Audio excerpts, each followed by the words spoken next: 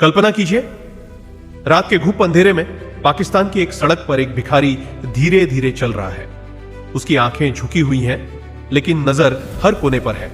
चारों तरफ आईएसआई के जासूस, पुलिस के चेक पोस्ट और दुश्मन की निगाहें।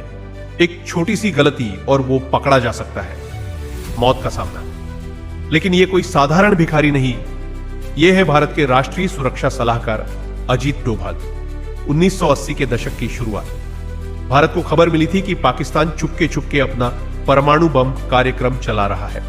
खुफिया जानकारी चाहिए थी जो दुश्मन की सरजमीन से ही मिल सकती थी, और इस मिशन के लिए चुना गया था अजीत डोभाल, एक जासूस जिसने अपनी जान हथेली पर रख दी। डोभाल उस वक्त इंटेलिजेंस ब्यूरो के अधिकारी थे। उनकी बहादुरी की कहानियां पहले ही मशहूर हो चुकी थी, लेकिन पाकिस्तान मिशन सबसे खतरनाक था। उन्होंने उर्दू सीखी, पाकिस्तानी संस्कृति को रट लिया, अपनी पहचान छुपाने के लिए प्लास्टिक सर्जरी करवाई, कान में छेद। वो हिंदू रिवाज था जो मुस्लिम समाज में संदेह पैदा कर सकता था। एक छोटा सा निशान, लेकिन जानलेवा। अब वो पूरी तरह पाकिस्तानी मुस्लिम बन चुके थे। नाम बदला, कहानी गढ़ी। 1983 के आसपास वो इस्लामाबाद पहुंचे, आधिकारिक तौर पर भारतीय हाई कमीशन में कमर्शियल सेक्शन के हेड, लेकिन असल मिशन गुप्त था। पहले कुछ महीने आसान नहीं थे।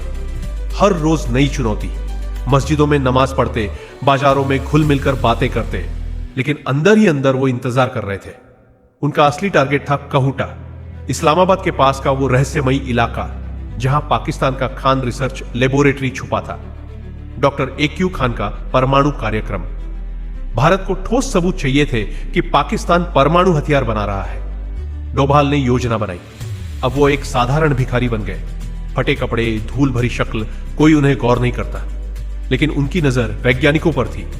हर सुबह वो उसी नाई की दुकान के पास पहुंच जाते जहां कहूटा के वैज्ञानिक बाल कटवाने आते थे। दिल की धड़कन तेज, एक गलती और सब खत्म। वो चुपचाप बालों के गुच्छे इकट्ठा करते, छोटे छोटे सैंपल, फिर उन्हें भारत भेज देते।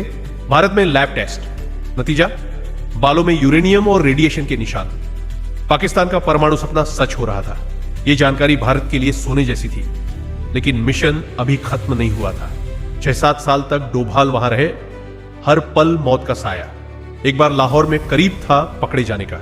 एक मौलवी ने उनकी तरफ देखा, कान का वो पुराना निशान। तो मुस्लिम नहीं लगते, मौलवी ने शक से कहा। डोभाल का दिल धक से रह गया, लेकिन उन्होंने शांति से जवाब दिया। बात बढ़ने से पहले एक शख्स ने बीच में पड़कर मदद की। वो खुद हिंदू से मुस्लिम बना था। उसने मौलवी को टाल दिया।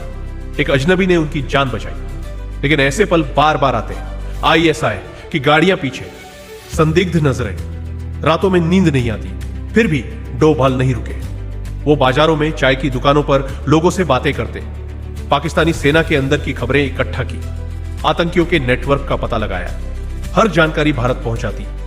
समय बीतता गया, मिशन पूरा हो चुका था, लेकिन वापसी का रास्ता भी खतरनाक था। एक छोटी सी चूक और दुश्मन सब समझ जाता। लेकिन डोभाल की चतुराई ने काम किया। वो चुपचाप निकल आए, भारत लौटे। उनकी जानकारी ने देश की सुरक्षा की नींव मजबूत की। पाकिस्तान का परमाणु रच खुल गया, भारत तैयार हो गया। यह मिशन सिर्फ जासूसी नहीं था, यह था धैर्य का, साहस का और देशभक्ति का सबूत। अजीत डोभाल ने साबित किया कि असली जासूस वो नहीं होता जो बंदूक उठाए, बल्कि वो जो छुपकर लड़ता है, अंधेरे में, बिना नाम के। आज भी जब हम उनकी कहानी सुनते हैं तो एक बात साफ हो जाती है, भारत की सुरक्षा के लिए कोई सीमा नहीं, कोई खतरा बहुत बड़ा नहीं। यह था अजीत डोभाल का पाकिस्तान मिशन, एक मिशन जो इतिहास के पन्नों में हमेशा याद रहेगा।